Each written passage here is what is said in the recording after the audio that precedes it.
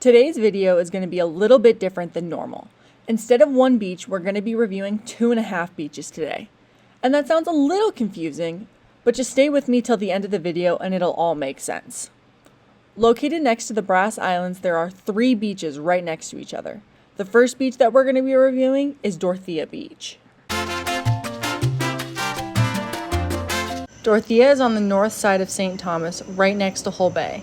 The drive isn't too bad, but there are a few pretty intense potholes on the way down, so just be careful. Side note real quick, there is a grass patch on the right, and both times I've been down here, there have been deer. Now for parking. I go to the left. It's off to the side, but the entrance to the beach is a little farther away. This beach is way different than other beaches because it's in a residential neighborhood, which is why I park a little farther away to be out of the way of the residents. Even though it's located in a neighborhood, the beach is still public access. This is another one of the wavier beaches, which made it very difficult to swim, but I'll get into that a little more later. There are so many different kinds of terrain on this beach. For example, the shoreline is covered in trees, grass, and bushes, which lead into not only sand, but rocks as well. And once you're in the water, there's a section of these super cool, very bright green seaweed/seagrass things. I'm not sure, but they are fun to watch swaying in the waves. But a majority of the surf line are these small rocks, which turn up a lot of sand and dirt, which can make it very difficult to see where you're walking.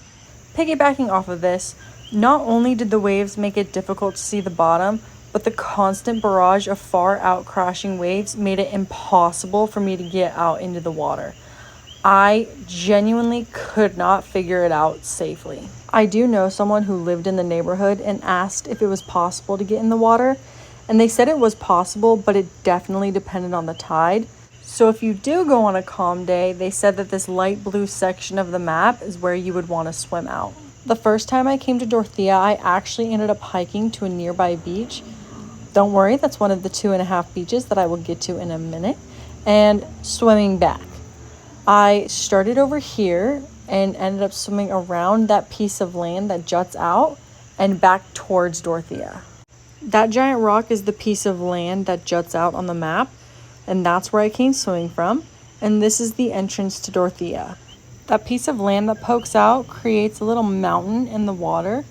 The tip of this so-called mountain is close to the surface, which creates constant crashing waves.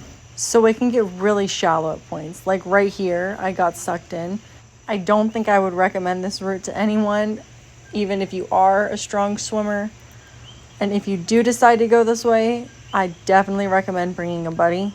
But this is the entrance to Dorothea from the water. Out here, because it's so deep, it's not really a great snorkel spot because you can't really see the bottom. There are some corals and some fish that you can see if you're able to free dive a bit, but honestly a little underwhelming. I was still pretty far out, but at this point I started swimming towards the shore so that I could get out of the water. But when I was trying to make my exit, as I got closer to the shore, the waves started getting bigger, stronger, and more consistent. I started feeling the waves a little bit more and was looking around for a different option to get out. But when I started getting smacked by these crashing waves, I truly couldn't see a way to get out. And I didn't want to get much shallower because I didn't want to risk getting slammed into unknown territory like rocks with urchins, which are extraordinarily common here in St. Thomas. So I decided to swim back out to assess my options. Now this video isn't sped up, so this is the actual speed in which the waves kept crashing over me. And since the waves kept coming, they kept stirring up the sediment, which made the visibility awful. Now at this point in time, I'm sure a few people might be questioning me because it seems like not the best situation I just put myself in. I did as much research as I was able to beforehand, and I saw on the map that it was possible to swim out. But other than the map, I honestly couldn't find much on this beach, which is one of the reasons why I wanted to make this video so bad, so that other people know what they're getting into. And although I understand that my beach experience might be different than others, I think having a possible idea of what to expect is better than nothing. So back to my escape. I figured my best bet was to exit the side where there were bigger rocks like these ones. And to get this clip, I put the GoPro on my chest, so the quality isn't the best, but you can get an idea of how I got out. It really was just a big timing game. I had to time the waves to make sure I was close enough to reach once I took my fins off, but far enough away to where I wouldn't get slammed into them while taking them off. I also had to time getting out of the water and climbing onto the rocks. It was definitely a risky move that I do not recommend, but I figured that it would be safer for me than trying to exit via the beach, where I couldn't see anything because the waves kept stirring up so much sediment. At this point, I was pretty much in the clear and was able to make my way back to the beach. Now, just a quick ranking before we move on to our second beach. Water quality and sand quality, 2 out of 10. The water was murky due to all the waves and there wasn't much sand, mainly small rocks that hurt your feet. There are no rentals, no amenities, but it's pretty accessible and there is parking. So this is maybe a 5 out of 10. The scenery is pretty, but it's right next to where people live, which feels odd. But even though people live there, it's still a pretty isolated beach, so another 5 out of 10. The snorkeling sucks, and I couldn't figure out how to get in the water, and I struggled getting out. 1 out of 10. So I would give Dorothea a 3 out of 10.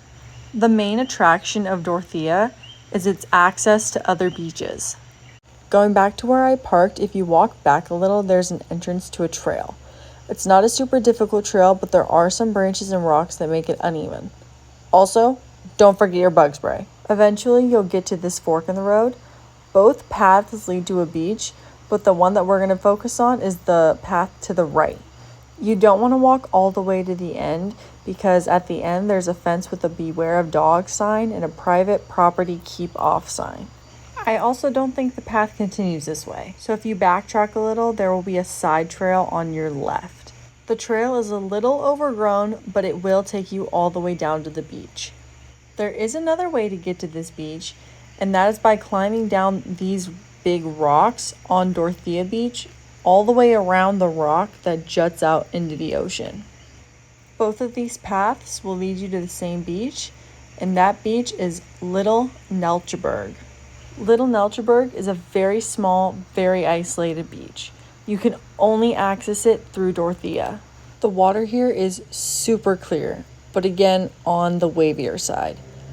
I did not attempt to access the water from shore because if you can recall, I swam through this beach to get to Dorthea, so I previously saw the terrain and all the jagged rocks. Watch how this wave crashes over that boulder. I'm still pretty far away from shore at this point, and the water is still maybe about 7 feet deep. The snorkeling here is fairly decent though because there were a lot of fish. When I was out there, I did attempt to get shallower to try and exit the water, but I just didn't feel safe, especially after seeing all these urchins hidden under the rocks. With crashing waves and such uneven terrain, entering and exiting the water at this beach is not very plausible. Here's a little sneak peek at the next beach I'm reviewing. Quick review. Similar to Dorthea, clear water, but the waves and rocks make it very difficult to enter. The snorkeling is good, but you can't access it from the actual beach. There is a cute little swing, but other than that, nothing. No amenities, no rentals, but also no crowds. Not very accessible. You have to go through Dorthea, but since you have to hike to get there, the surrounding area is stunning. I think I would give Little Neltjeberg a 3 out of 10.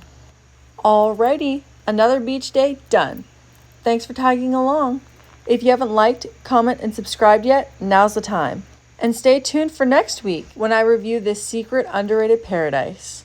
Until next time.